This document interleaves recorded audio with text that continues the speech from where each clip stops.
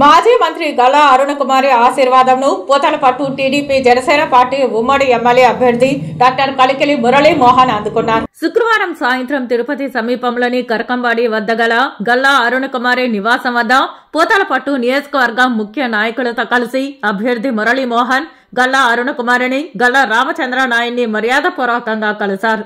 ఈ సందర్భంగా గల్లా అరుణకుమారికి మురళీ మోహన్ పుష్పగుచ్చం అందించి శాలువతో సత్కరించి ఆశీర్వాదం అందుకున్నారు.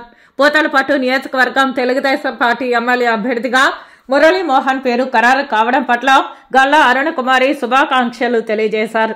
అనంతరం పోతలపట్టు నియోజకవర్గం నాయకులతో కలిసి గల్లా అరుణకుమారితో సమావేశమయ్యారు. పోతలపట్టు నియోజకవర్గంలో ప్రస్తుత పరిస్థితులపై గల్లా అరుణకుమారితో కూలంకుషంగా మురళీ మోహన్ చర్చించారు.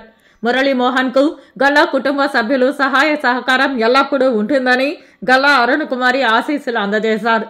రాబోయే ఎన్నికల్లో పోతలపట్టులో మురళీ మోహన్ విజయటంకా మ్రోగించడం ఖాయమని గల్లా అరుణకుమారి మురళీ మోహన్ కు భరోసా ఇచ్చారు.